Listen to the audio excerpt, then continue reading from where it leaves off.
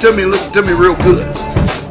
I've told you once, I said it 1,000 times. You get out of those pagan, satanic, religious, Christian churches. Christians do not follow the commandments of the Bible. Christians do what they want to do. They make up their own laws, their own rules, and their own regulations. Come out of her, my people, and come out from among them. And it's real simple and easy to ascertain who are these people you need to come out from. Easy. Number one, if they keep Sunday, that's an automatic sign that you need to not have any fellowship with these commandment-breaking, wicked deceivers and seducers and bewitchers of the truth. Simple.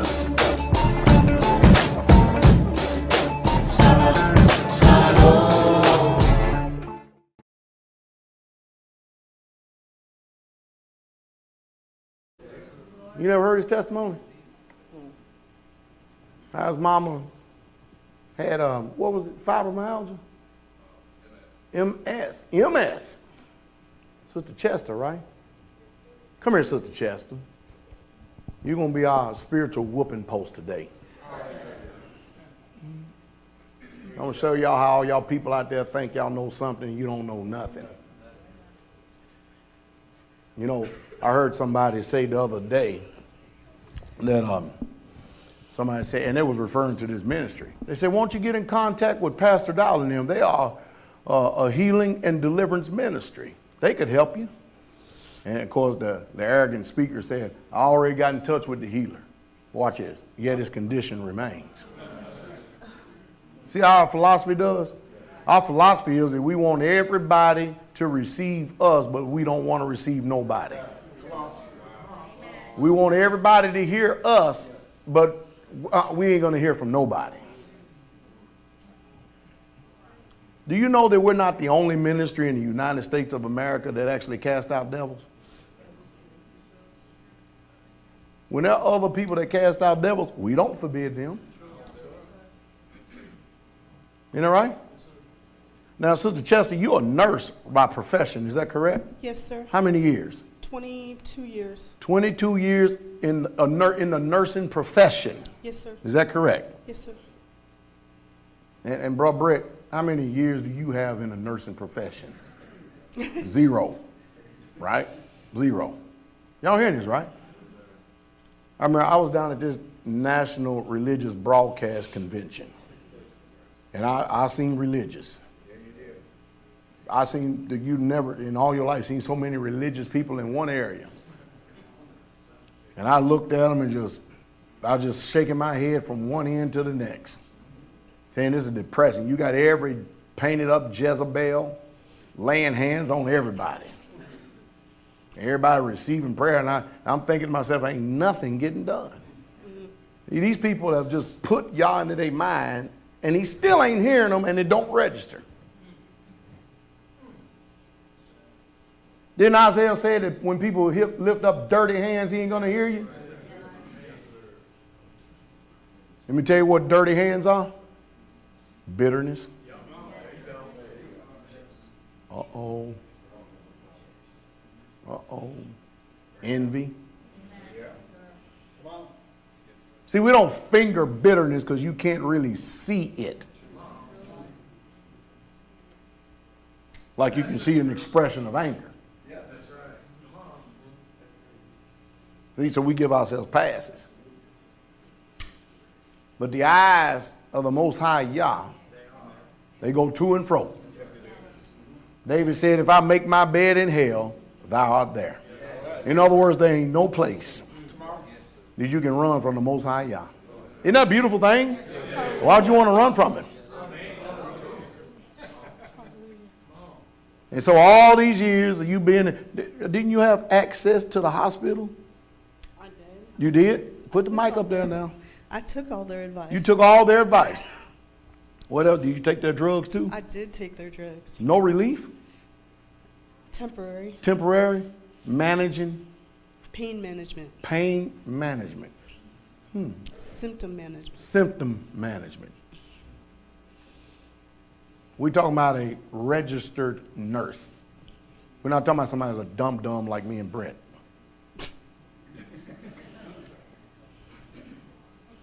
Y'all getting this, right? Let's get this right. You was diagnosed with multiple sclerosis. Is that correct? 11 years ago. How many? 11, when 11 Christopher was years born. 11 years ago. Yes, sir. And could they tell you where it come from? They couldn't. They couldn't tell you where it come from. Come on up here, Brother Britt. Stand next to your mama. And watch this. Brother Shane, get Yesaiah, the 56th chapter. Here we go, huh? This is always the good part, isn't it? You got to stand next to your mom so, you know, when you get that mic, you can pass it back and forth there now. Brother Britt, how did you end up getting the faith to be able to pray for your mom? Put the mic up there now. Sorry, I haven't talked in front of a lot of people before. I came into, she was sick. She, during the nighttime, would hear her screaming across the house, crying. Screaming across the house. She wouldn't even realize she was doing it because she was in so much pain, and she would cry in her sleep. It was really painful. So it just came upon me one day to put my hands on her and command that her muscles. Where'd you learn all that from? You. Really? And how old were you then? 18. 18. You never saw me, No, sir. but you heard me preaching. Yes, sir. Don't the Bible said faith come by? So they're letting you know, and hearing come by what? Word of Yah. And how can they hear without a? So that means all you people out there ain't even listening to preachers. Because if you listen to a preacher, then your faith would increase.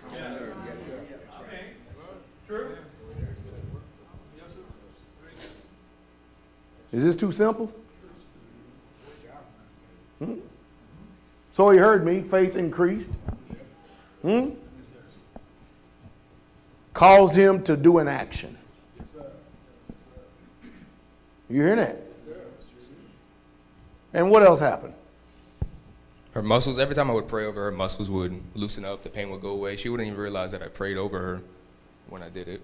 I did it probably 4 or 5 times until it just eventually all away. So in other words, you didn't quit. No. You didn't give up. No, sir. You didn't believe the Christian faith. If you pray for something more than once, then you were exercising doubt. No, sir.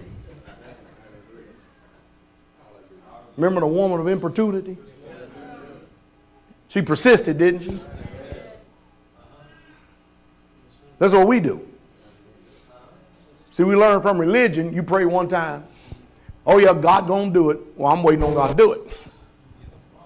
How come he don't never do it? Ooh, boy, this tough talk, isn't it? So what happened after that, Brother Brett? Eventually, the pain all went away, and she healed. She got healed. Yes, sir. And then what did you say to him, Mom? Did you say something like about, has he been praying for me? You been praying for me or something? I was on all kinds of pain medication. I was on scheduled pain medication. I was on PRN pain medication I take as needed. And I noticed I wasn't needing my PRN medication. PRN medication. PRN. PRN medication. Yes, sir. And then, so I You stopped hearing this taking stuff, that. right? You know what this stuff is? You a nurse too, right? Registered nurse. So far we got a congregation full of dum-dums. And your mom's a registered nurse. Elder Spenny, Mom, raise your hand. You're a registered nurse too. Well. Isn't this something? What in the hell are registered nurses doing sitting in here? Isn't that the question? Boy, we covered. There's something happening, isn't we? As if the insurance don't get them because they can't lay hands on you. Uh-oh. Isn't that right, lawyer? Oh, hell. Oh, gee, man. Boy, I tell you what. Woo! Mercy me. Come on with it, Mom. Finish this story. Let's see what else. What else happened now? You noticed that you was on PRN. Yes, sir. All right, come on. So I stopped taking those, and then I noticed that I was having no muscle spasms, no pain, And I stopped taking my scheduled pain medication, my scheduled muscle relaxers. I was on antidepressants. Let me ask you, what is all this stuff supposed to do? Relaxes your symptom management. It manages your muscle spasms. That causes the pain? Yes. Is that Yes, correct? sir. It's like having Charlie horses Oh. all over your whole body. Huh? Yeah. Oh, yeah. Sometimes I'd lock up, like my arms would lock up all contorted, right? And when they'd lock up, I mean, like, How you unlock them? you, You just let it you just come to wait pass, till huh? it was done. Gee. Yeah. Whew, that's a hard taskmaster, isn't it? Mercy. That's bad. That's a lot of pain. What else? I was starting to fall a lot. You were starting to what? Fall. I was starting to fall a lot. Starting to fall a lot. I'd walk, and it was like my feet seemed to not know that I was walking, and I'd like stumble and just fall. And so the next step is wheelchair, Mm-hmm. you know. And I was a case manager for hospice, and I was on some of the same pain medication that they were on. Oh, great. Yeah. Y'all hearing this? Wow. I'd be taking Percocets before I'd go and give medication, and you know, after that you got Dilaudid and your MS. Those are what comes next, and you know. So it gets progressively worse. Oh, yes, sir. The next step probably would have been a morphine pump. A morphine pump. What is that? They like one of them oxygen tanks they put next to people? No, they put it inside of you. They And then it actually just- implant it into you, and it releases a certain amount of morphine on a scheduled basis. Whew, I wonder how long the liver can take that. That's the next step. Pretty much. And this is medical solutions. It is just increase the pain medication over time. Increase the muscle relaxers. I was on sometimes 3 or 4 muscle relaxers. I'd be on steroids to help relax You know, muscles. if we was back in biblical days, we'd ask Jesus, who sinned? Truth. Did she sin or did her father sin? Somebody sinned. True. You ain't going to tell me this one is for the glory of Yah. Hallelujah. We know that the blind man is for the glory of Yah, right? Whew, this is bad. Watch this now. Come on, Sister Chester. Chester, this is a testimony, isn't it? Hallelujah. So I stopped taking all my medication, and I'd have like one good day, and I was like, oh, it's just a good day, because in nursing, we call them exacerbations. Or who? Exacerbation. It What would is be that? a good day, then you'd have a bad day, then a good day, then a bad day. And each time they get worse. Your bad days get worse and worse and worse. Okay. And your good days, you never level out till we have what we call a basal level, which is your baseline level. Mm-hmm. And once you hit below that baseline, each time you come up, you come further below Oh. that baseline each time. So just stopped having pain, and I stopped taking medication. You know, I didn't go back to the doctor because I saw the doctor, and he healed me.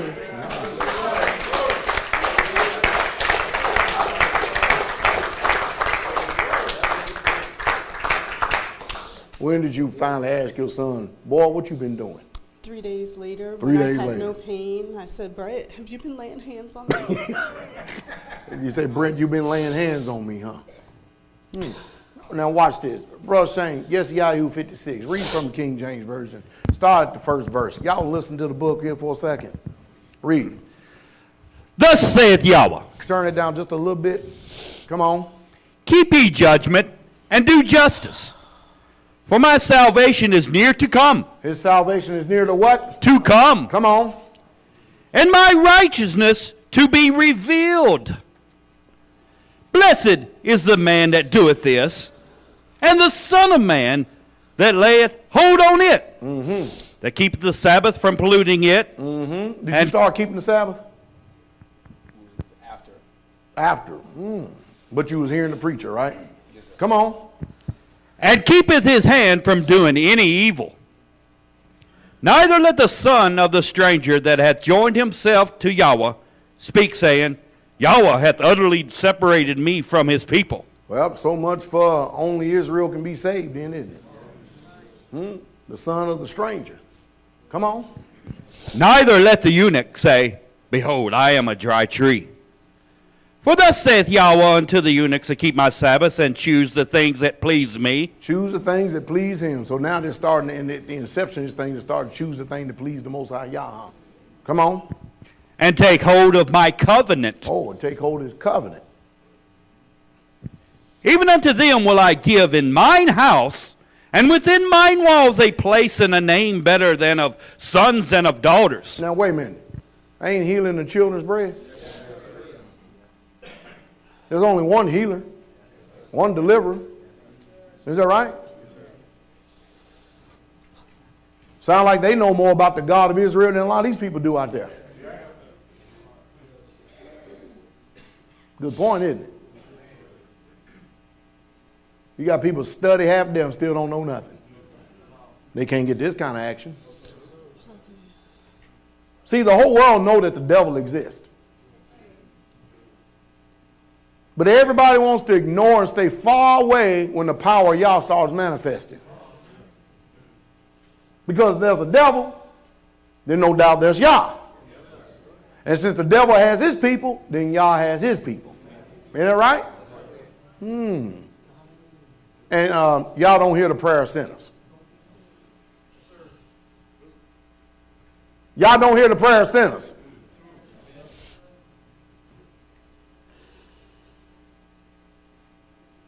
Most people call the sons of the stranger sinners. What about the ones that keep his covenant? Come on. I will give them an everlasting name that shall not be cut off. Isn't that something? Y'all's got an everlasting name for Brother Brent that should not be cut off. And his name ain't Brent either. What are we going to do if after the world's sort, the Gentiles produce the righteousness of the faith, and yet the people who claim to be Israel can't produce it? What are you going to do then? You got that right. They're going to be the ones that's going to be judging you. Amazing, isn't it? And y'all don't hear sinners. So what happened after this? After you received, you got some healing and stuff. Have you ever went back on medication? Never. It's been 3 years? 4 years? 4 years. 4 years, no medication.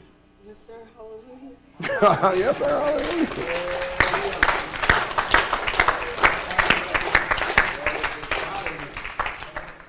Faith come by hearing, right? Hearing come by the word of God. Now, this is somebody in the medical profession that understand all this stuff. She could tell that her, her position was getting progressively worse. Yes, sir. Did you feel like you was going to live much longer? I didn't want to. You didn't want to live. Boy, isn't that a good way for the devil to start ministering to you in pain, to make you want to give up on life, and then cause you to start cursing yourself?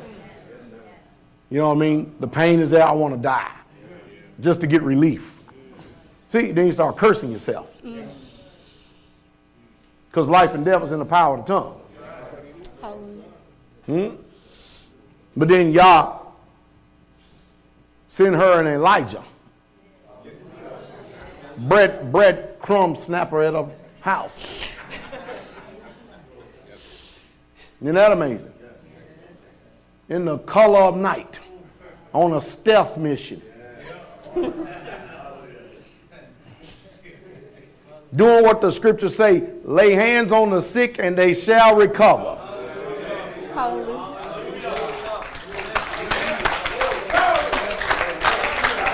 Yeah, that's faith, isn't it?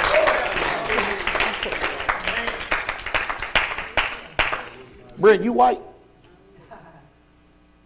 You think so? Okay. Just want to make sure, man. He had a miracle when he was 15, too. What was his miracle? He had a head trauma. He was riding a skateboard. What was it called? What were you doing? Hold on to the back of a car. Hold on to the back of the car. Man, you sound like you do some same stupid stuff we done. We used to do stuff like that all the time. Hold on back of cars, sides of cars, jumping over cars. I remember that I used to take my bike and try to land on top of a roof. Didn't make it one time. Didn't make it.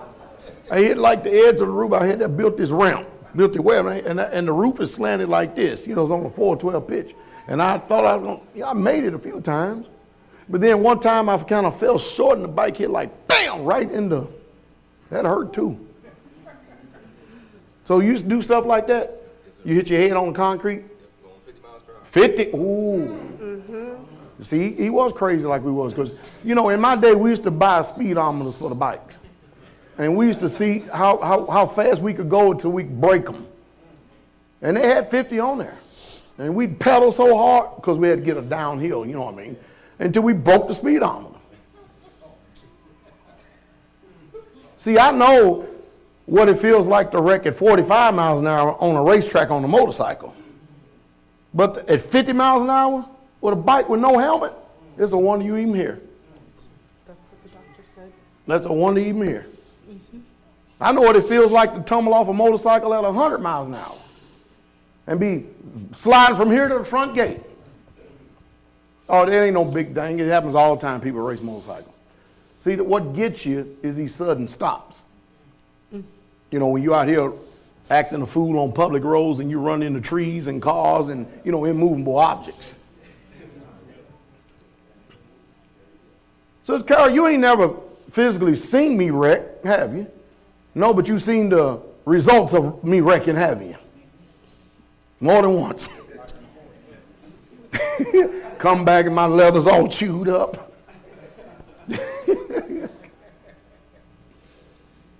One time she told me, I told you not to wear those plastics on that bike right there. You knew you was going to mess them up. Is that right? Huh? You like those plastics? I didn't think I was going to wreck. It wasn't my fault. It was some idiot in front of me. And I almost ran his head over. So in keep from running his head over, I kind of grabbed both hands full of brake and I kind of like somersaulted in order to keep from running his neck over. All right. And so you're supposed to be brain dead by now, right? Yes, sir. What did they say, Mama? I got a call from his best friend's mom that he was on the road unconscious. And I had just got off a 16-hour shift, so I wasn't like real conscious myself. Mm-hmm. And I said, don't move him, I'm on my way, call 911. And they said, oh, well, he's actually in a car. I said, well, leave him right where he is and call 911. So I got ready, ran to the hospital. And I got to the hospital before he did, and he was twice as close, so I don't know how fast I was going. And they took him from the ambulance straight into CT and MR. Didn't even have a doctor check him out, so I knew it was bad. He was unconscious and he was throwing up. He was sideways on a backboard. That's all bad. All bad. And so I was kind of really concerned. And after they did CT and MRI, they took him back to pediatric ICU, and this is a Trauma 1 center in Florida. And boy, there's some big names in it. I have not a clue what she's talking about. I'm just going along like I understand. Anyway, come on. Trauma 1 is, they can do everything. They're the best as far as emergencies. Okay. They take all the air vac patients. And the nurse came in and the ER doctor came in after they looked at the scans and they said, everything's okay. He's got a concussion. The trauma surgeon and the neurosurgeon are on their way. And I said, well, if he's only got a concussion, why are you calling in all these surgeons? And they were like, they'll talk to you when they get here. And we prepped him for surgery. And we went up to pediatric ICU. And it came to be that he had a concussion, a contusion, and a subarachnoid hemorrhage. I don't know. What is that? Bad. It's a really bad bleed in his brain. Oh. So they were prepping him for surgery and started praying. And next time they did the study, they came in and the neurosurgeon said, the bleed stopped on its own. I can't explain it. No, you can't explain it, can you? That's having faith in Yah. Hallelujah. Amazing, huh? So he needed mom, and then mom needed him. And both of them, we all still need Yah.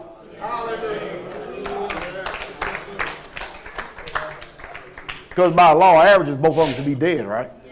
You know, a few years of this, man, should be dead about right now, right? Yes. Amazing, isn't it? Ain't y'all good? Hallelujah. Now let's ask ourselves out there, how many of these other ministries out there have these modern day testimonies? You people wasting your time. Yes. It's just a fact, isn't it? They literally are wasting their time. So you end up getting out of hospital, no doubt, because you're standing here. Are you retarded? You don't think so, huh? Just dumb sometime when it comes to fighting the devil, right? Yeah, it's about like all of us, huh? Can't be too retarded if you can put an engine in a truck, huh? Got enough sense to be able to get a deal on a truck and everything, and then, oh, hallelujah. Hallelujah. Look like y'all doing wonderful things for the family, huh? Yes, sir. It's a beautiful thing, isn't it? Hallelujah. You got anything else, Mama? I thank the Most High. You thank the Most High that He sent me a son. You hear that? He's always been a blessing. Always. Isn't that something? It seems like it's always one in the family. You know that really fears y'all? All the rest of them are just prating idiots. One gets it, the rest of them don't. Don't it seem like that? One of a family? Bless y'all. Bless you. Isn't that beautiful? Isn't that beautiful?